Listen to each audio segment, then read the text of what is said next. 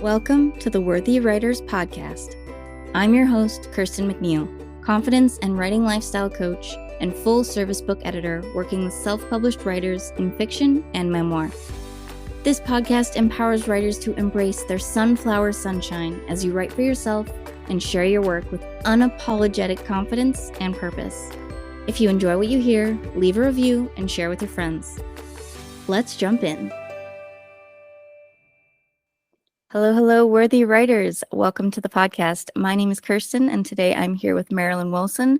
We're going to talk about showing up for yourself as a writer. Thank you so much for being here. That is a great introduction, and I'm so excited to be here. And I'm actually excited to, well, you don't see us, I can actually see Kristen, and it's nice to take things out of the social media to a little visual.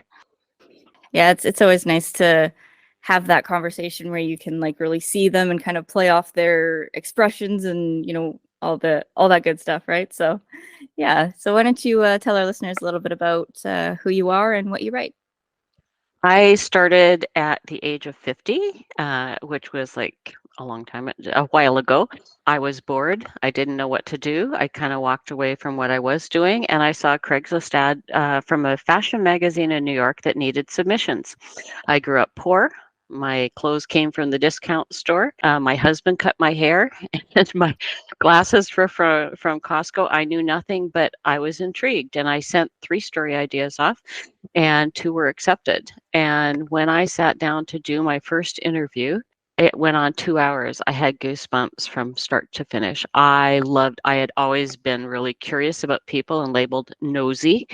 And here people would open their hearts and tell me about their journeys and their highs and their lows. And it became life-changing for me. I realized I had to do this. That opportunity actually fell apart.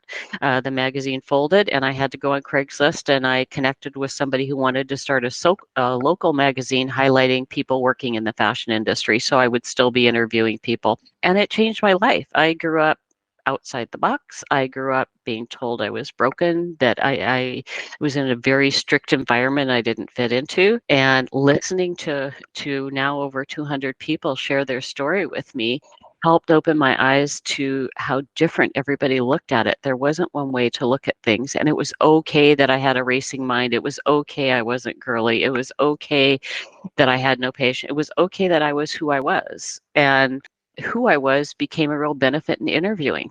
A racing mind is great when you're listening to someone tell your story.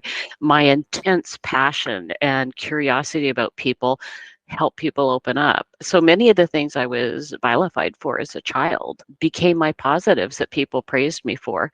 So it's been a journey. The magazine fell apart. I went into very dark space for 9 months because instead of branding myself, I branded the magazine. So I lost all my branding.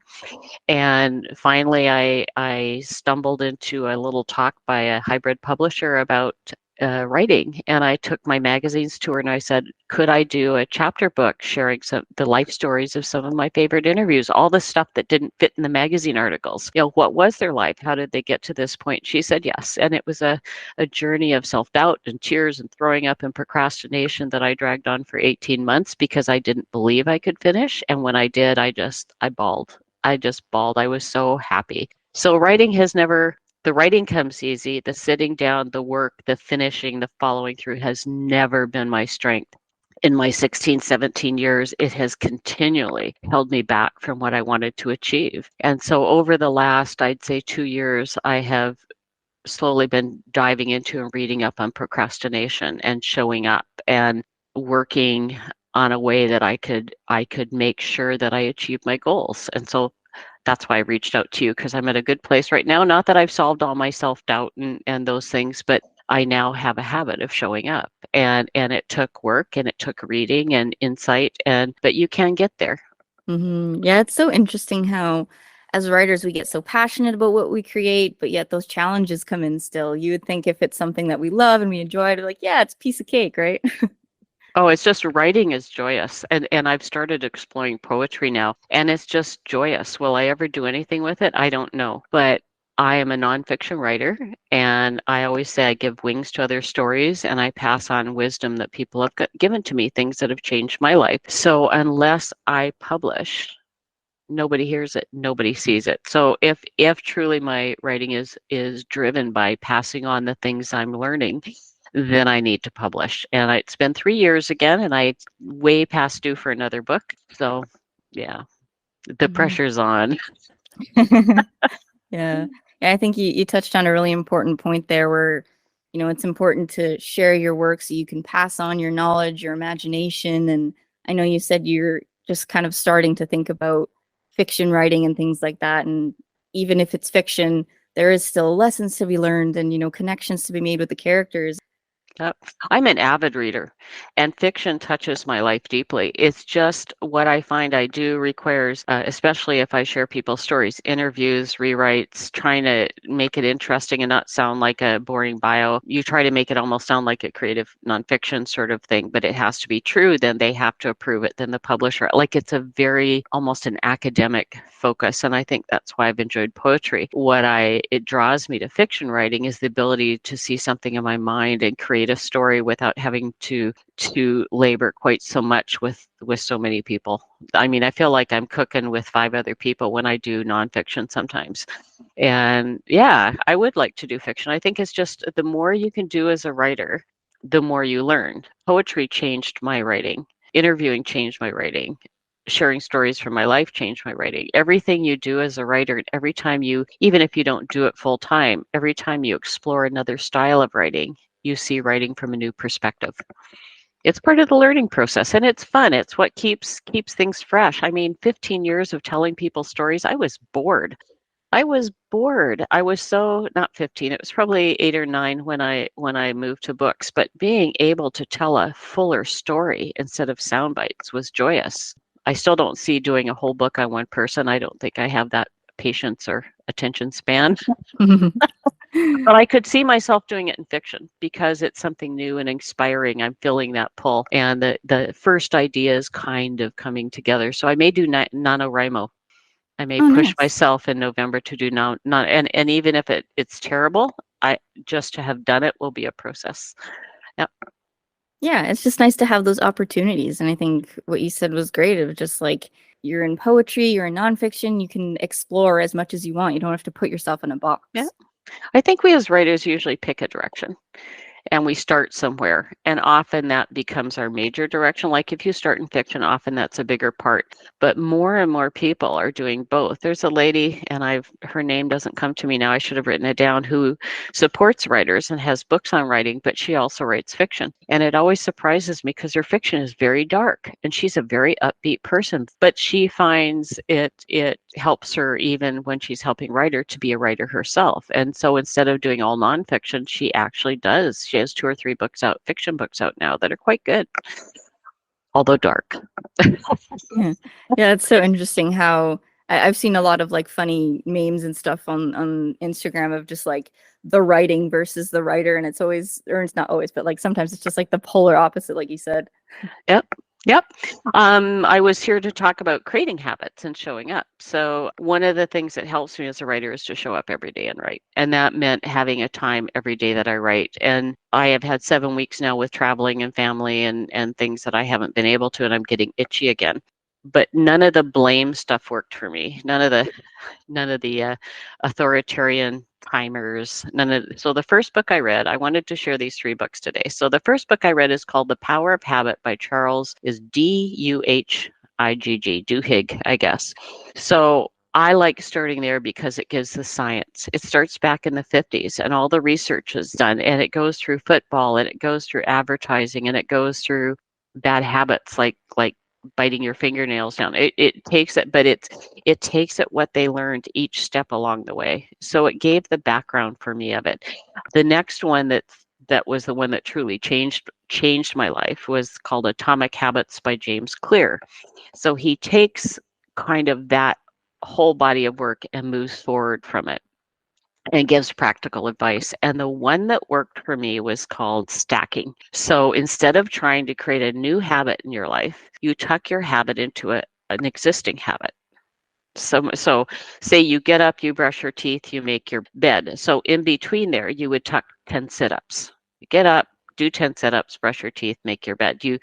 you use an existing habit and tuck another step in. So for me, what I did was I get up, I have a cup of coffee, I do some social media and some minor things. And then when I get up to make my second cup of coffee, I started heading to the computer to write.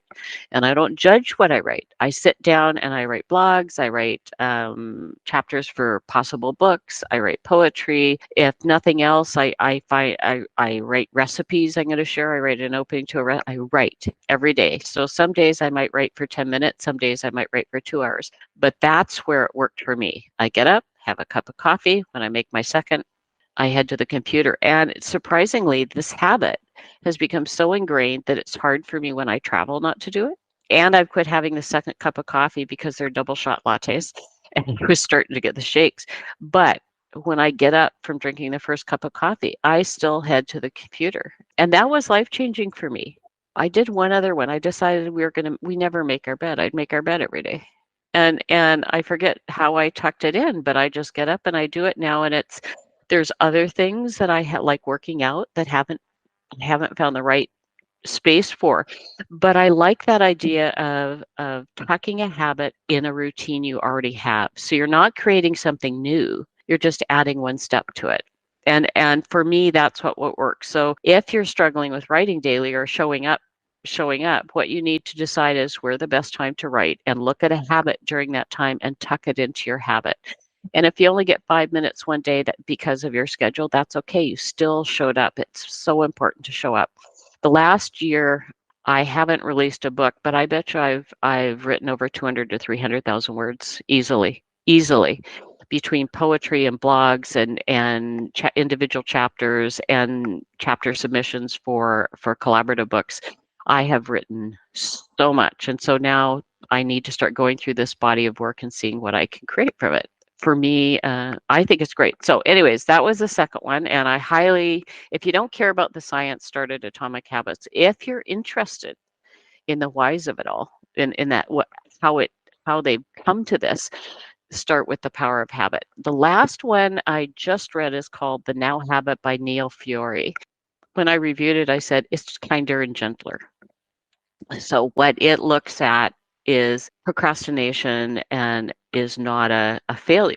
Procrastination is a coping mechanism. So it helps you explore what you're avoiding by procrastinating. What is behind the urge to drag your feet and not get there or always get distracted from it. So those are three. The last one is it was Atomic Habits that finally gave me the key for me, but everybody's different. And if you show up and write every day, you will have a body of work. You might still struggle to finish, to package it up, to figure out how to put it out there, but you will have a body of work. And that's what we want as writers. And it becomes a joyous part. Like I know people go to the gym and they come home all happy. I write and I'm happy afterwards. I look at what I can write, probably 1,500 words in an hour now. After a year and a half of doing this, I probably can easily, if I have a good idea of what I want to write and share, I can sit down and bang out 1,500 words in an hour. And then I walk away. It's done. So I don't spend long times at the computer, but I do show up. I show up for my writing groups. I show up for my education stuff. I show up to read things to keep me focused, and I show up to write every day. Yeah, I think those books sound really great if you're really needing to build that habit. And I really like that technique of, just building something into your normal routine. So you're not just like that added pressure of, oh, I got to create something new, got to start fresh, that kind of thing. So I'm wondering, I mean, you've kind of touched on it already, but what exactly does showing up mean for you? I know you've talked about how you just write, you don't want to judge your writing, you have like writing groups and stuff. So like, what else does it mean to you to just like show up for yourself? Oh, that's a really good question. Showing up is a commitment. I believe after all these years, writing first changed me. It helped me to deal with all the things that happened up to that moment and my insecurities and my feelings I was broken. It helped the interviewing and writing helped me understand how to build the right community around me that was supportive instead of just making friends willy-nilly. And in return for what writing is giving me, I choose to give back. I feel that is, as much as I want to explore a wide variety of writing, I just enjoy writing. I feel it is part of my purpose to take what I've been given and learn and give back. And so showing up for me even means making connections like this, going on podcasts. Showing up means mentoring other writers that are struggling. Showing up means, to me, sometimes talking on stage. I don't do that very often. I get very nervous, but I will show up. Showing up for writing means I am committed to moving down this path. And if I continually let myself be distracted, do anything else but writing, then I'm really not a writer. It's not my passion. I am a writer. I want to write. And it's so easy to procrastinate for me. It's been a lifelong habit. So showing up is the way I get around that, and I give back. I always say I give wings to people's stories. I haven't done interviewing since COVID, not live.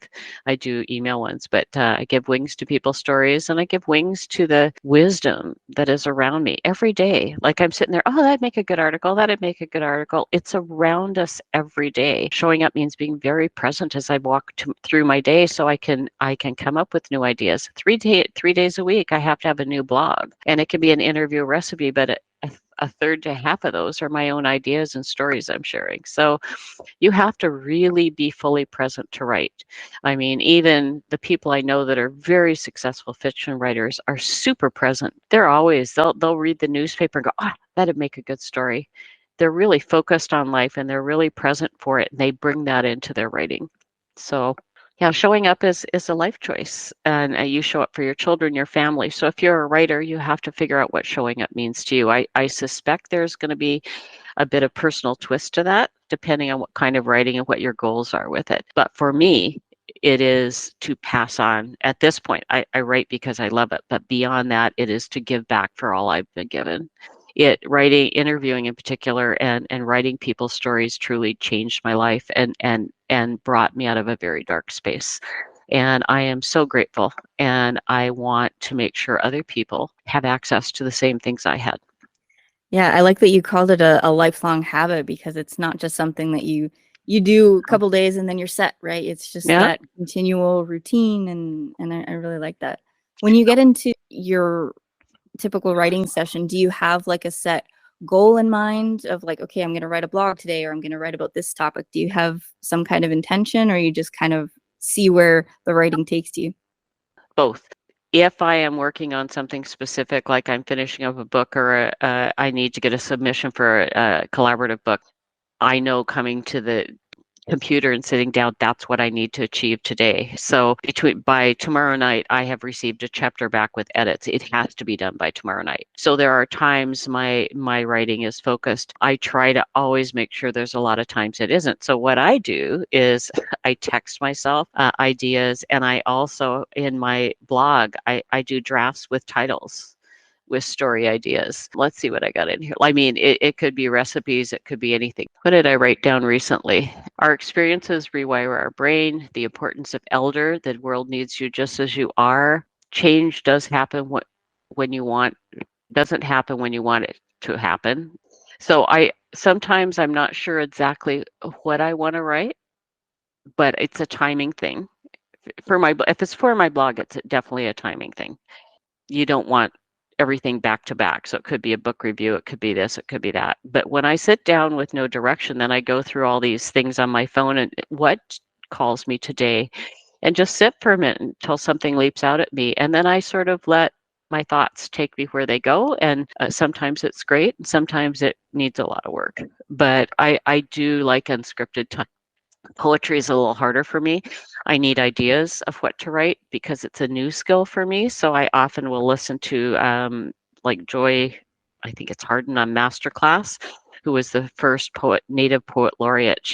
I listened to one section of her little class, and I come away with 5 poetry ideas. So sometimes I need help, but right now the blog is a big focus.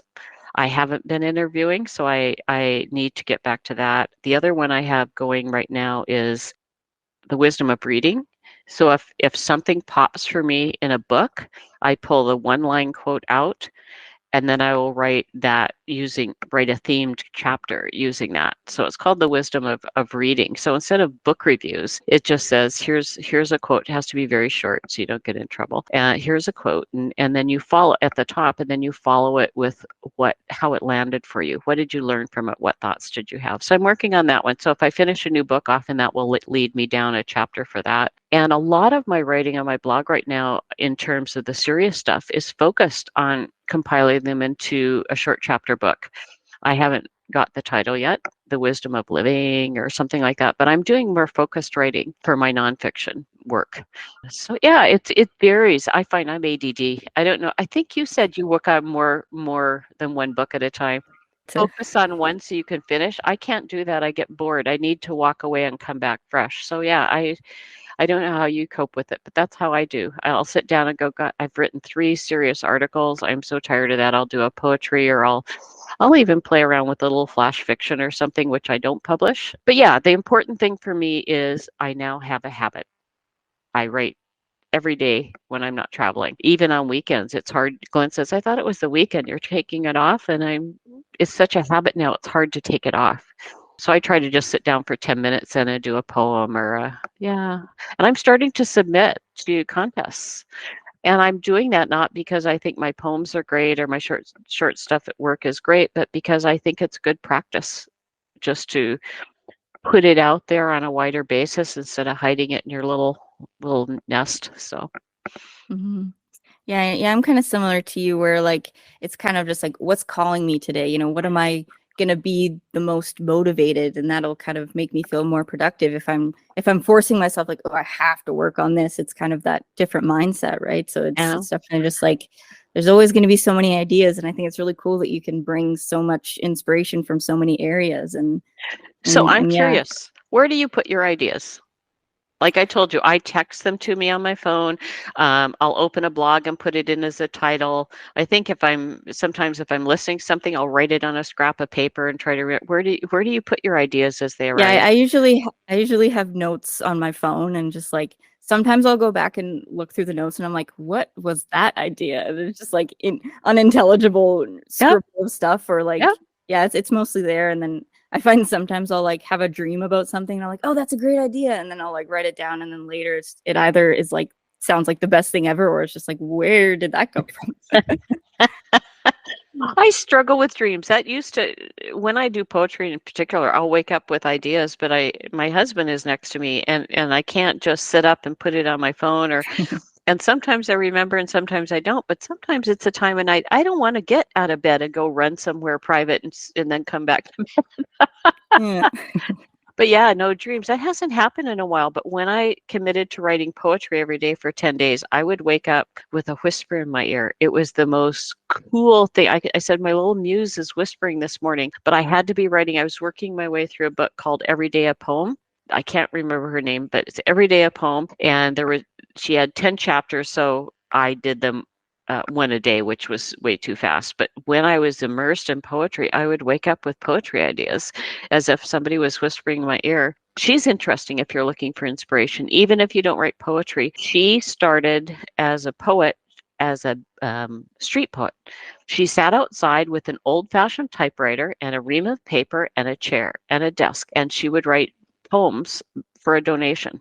You know how people sing on the street? People would come up and throw $10 and say, I want a poem on menopause. And she would write it out and type it. She would type it all out for them and hand it to them. She did that for 10 years.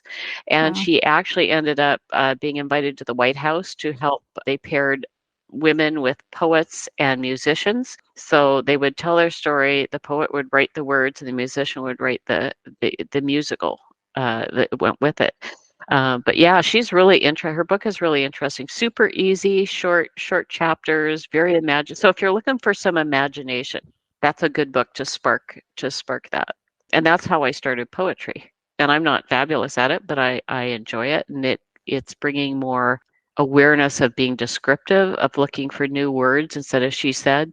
There are standard words we all use, and I write, and then I try to go back and think, where can I've used synonyms?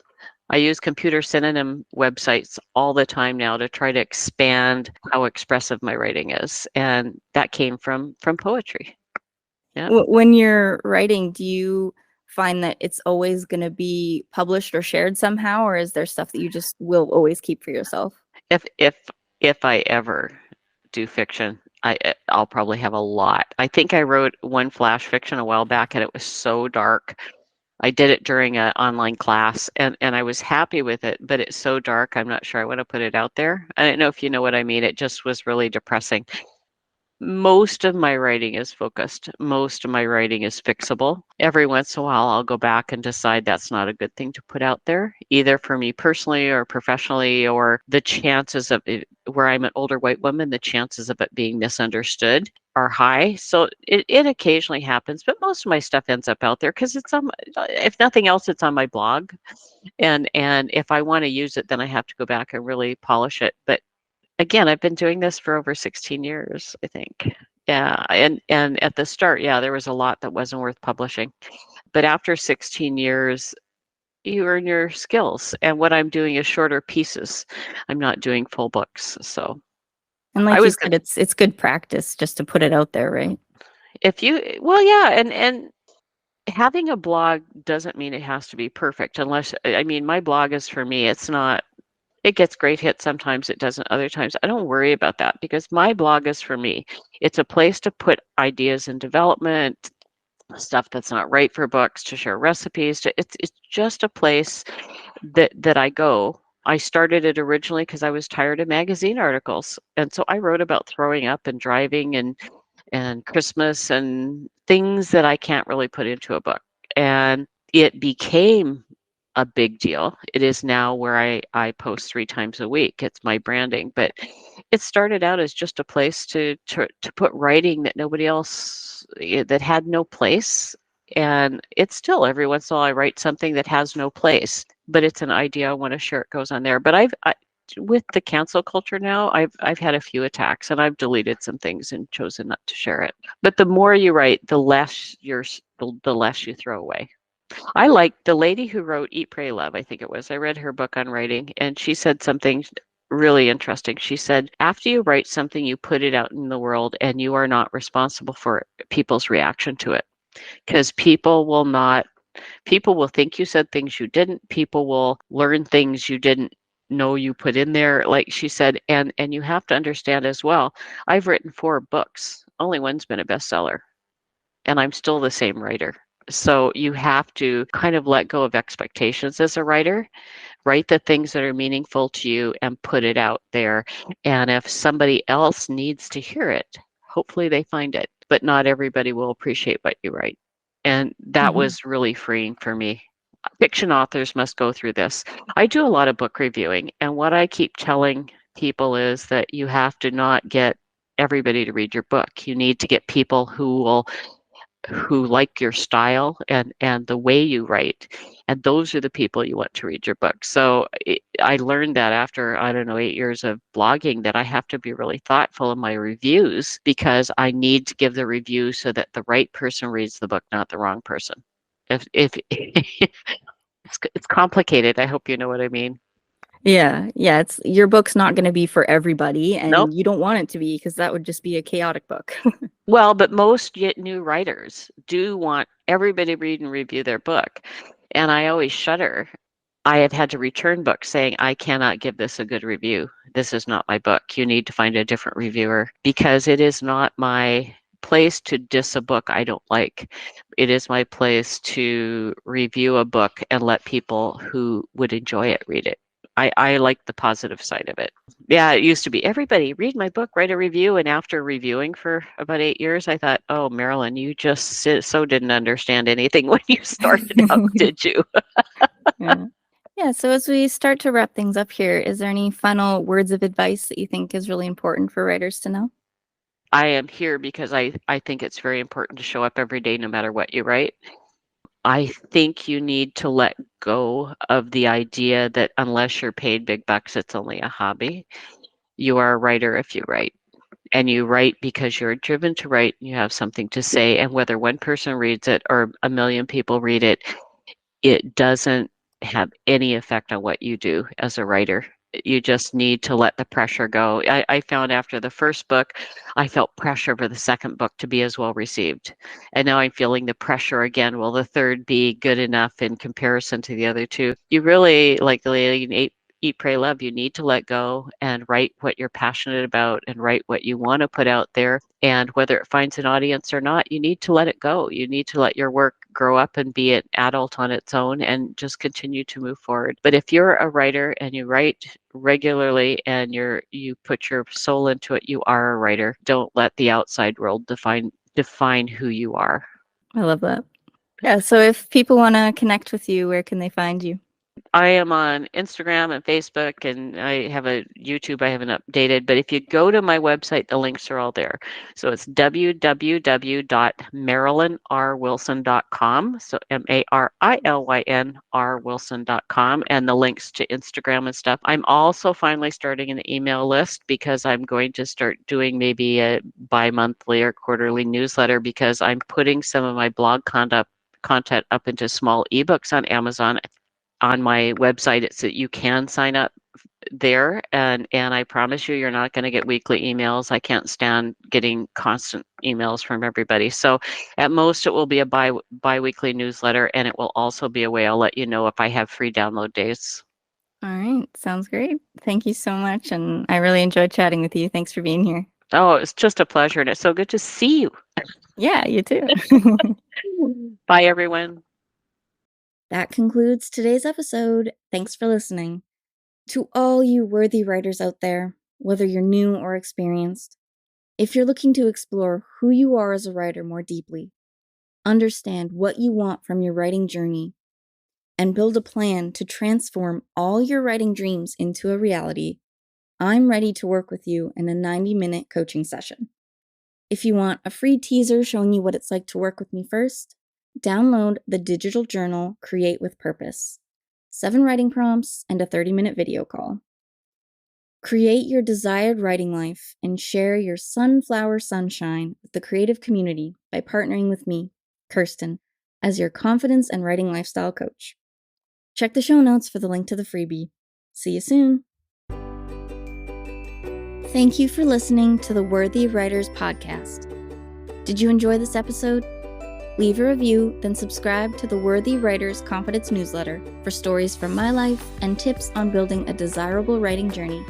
Ready to be a guest on the podcast? Contact me through my website. My link tree is in the show notes with all the places we can connect. Welcome to my community. Happy writing, Worthy Writers!